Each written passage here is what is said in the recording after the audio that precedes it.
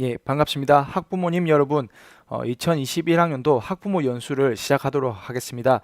제가 부모님들께 말씀드릴 부분은 첫 번째 학교 폭력 예방 교육과 두 번째 아동 학대 신고 의무자 교육, 그리고 세 번째 청렴 교육 연수입니다. 간단하게 여기 원격으로는 설명해 드리고 자세한 내용은 학교 홈페이지 학부모님과의 소통방에 파일을 그대로 올려두도록 하겠습니다. 자세한 내용은 파일을 확인해 주시면 되고요. 저는 간단하게 중요한 부분만 짚고 넘어가도록 하겠습니다. 네, 첫 번째 학교 폭력 예방 교육입니다. 먼저 동영상을 하나 본 다음에 설명해 드리도록 하겠습니다.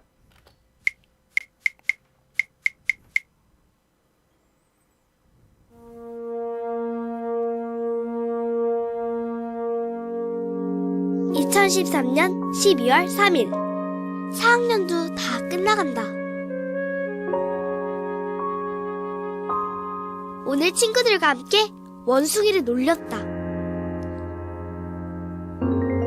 원숭이는 우리 반에서 제일 못생긴 수진이의 별명이다. 처음에는 장난으로 시작했는데 계속 놀리니까 점점 재밌어졌다. 가방을 던지고 얼굴을 꼬집거나 심부름을 시키기도 했다. 학교를 마치고 나서는 우리 반 단체 채팅방에 원숭이 사진을 합성해서 올렸다. 친구들은 진짜 똑같이 생겼다면서 재미있어 했다. 아이들이 좋아하니 더욱 신이 났다. 댓글이 엄청 달렸다. 4학년 중에 원숭이를 모르는 애는 없을 거다. 2014년 3월 5일 5학년이 되었다. 오늘 영희가 나를 단체 채팅방으로 초대했다. 내가 들어가자 반 아이들이 욕을 하기 시작했다. 처음엔 장난인 줄 알았다. 영희는 내 친구였으니까. 그런데 갈수록 욕은 심해졌다.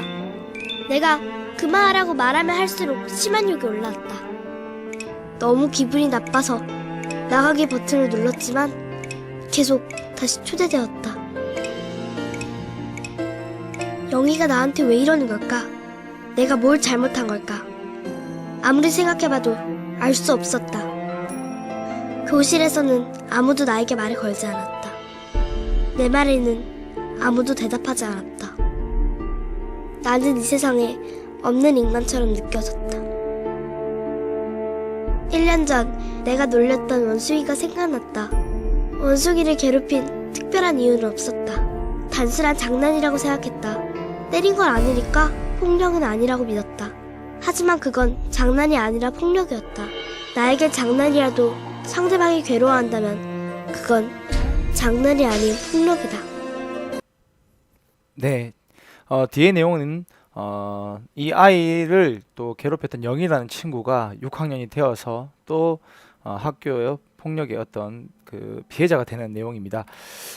이 동영상을 짧게 보여드린 이유는 부모님들께서 아셔야 될 부분에 대해서 이 간단한 동영상이었지만 요약하고 있는 것 같았습니다. 먼저 첫 번째로는 자녀에게 많은 관심과 대화를 해주시기 바랍니다. 그 대화 속에서 아이들의 작은 변화라든지 이런 것들을 부모님들께서 가장 먼저 아마 느끼실 수 있을 것 같습니다. 그리고 작은 일도 담임 선생님께 먼저 전화를 꼭 해주시면 좋겠습니다. 부모님들끼리 이야기를 해서 이 문제를 해결하는 것보다는 학교와 상의해 주시면 어떤 문제가 있을 때 더욱더 학생들과 원활하게 소통하여서 문제를 해결할 수 있을 것 같습니다. 그리고 다양한 방법, 요즘은 특히 코로나19로 인해서 원격 수업이라든지 아이들이 SNS라든지 다른 그 정보통신을 이용한 그 대화를 많이 주고받습니다. 그래서 부모님들께서도 다양한 방법으로 자녀의 교우 관계라든지 생활 상태를 파악해 주시면 좋겠습니다. 코로나19로 인해서 특히 사이버 폭력이 많이 증가했다고 합니다.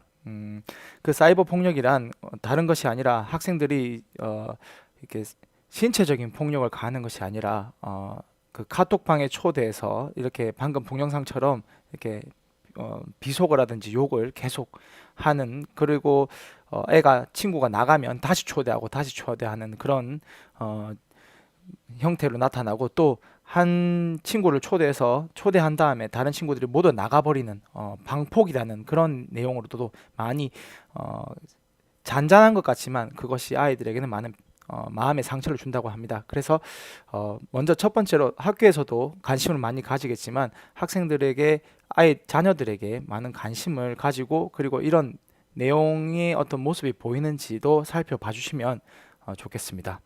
예, 다음으로는 아동학대 신고 의무 교육에 대해서 간단히 설명해 드리겠습니다. 이것 또한 동영상을 함께 본 후에 부모님들께 말씀드리도록 하겠습니다. 아동학대 신고 3만 45건 중 75.6%가 아동과 가장 가까운 부모에 의해 발생하고 있습니다. 그러나 아동학대 발견률은 1000명당 3.8명꼴로 피해 아동이 피해 사실을 신고한다는 것은 매우 어려운 일임을 알 수 있습니다.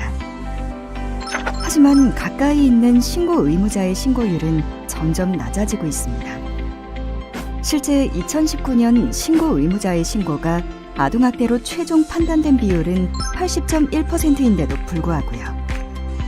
신고 의무자는 아이들의 신호를 가장 가까이에서 마주할 수 있는 분들입니다. 혹시나 나에게 피해가 발생하지는 않을까 하는 두려움에 신고를 주저할 수 있지만 공익신고자 보호법 개정을 통해 신고자가 보호받을 수 있는 환경을 만들어가고 있습니다. 학대로부터 보호받을 수 있도록 아이들의 신호에 귀 기울여 응답해 주세요.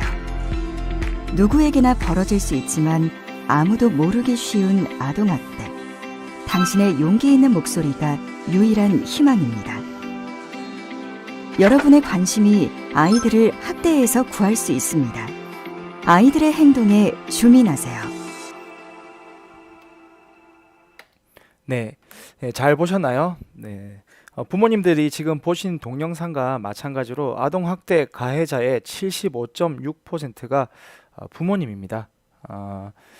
좀 안타까운 현실이지만 사실 그대로입니다. 그리고 코로나19로 인해서 아동학대 발생 비율이 무려 17%나 증가하였습니다.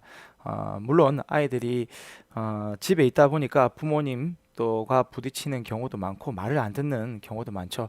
하지만 이제 아동학대는 저희는 신고 의무를 가지고 있는 교육이 이루어지는 것만큼 학교는 학부모님께서 아시다시피 아동학대 신고 의무 기관입니다. 그래서 학교에서 학생의 아동학대 증상, 즉 보이는 신체 부위라든지 아예 심리적으로 위축되어 있는 모습이라든지 그런 의심되는 모습이 보이면 저희는 바로 신고할 수밖에 없는 의무 기관입니다. 그 부분을 꼭 알아주시기 바랍니다.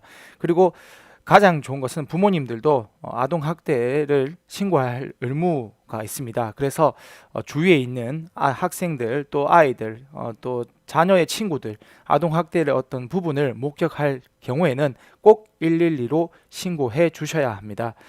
그것이 그 아이에게는 걱정이 되지만 그 걱정되는 것보다 학생이 안전해지는 것이 더 중요하기 때문에 그렇습니다. 자세한 내용은 또 학교 홈페이지에 있는 자료를 참고해 주시면 되겠습니다. 자, 그럼 마지막으로 청렴연수에 대해서 말씀드리겠습니다. 간단하게 말씀드리면 청탁금지법 준수 및 불법 잔조금 근절입니다.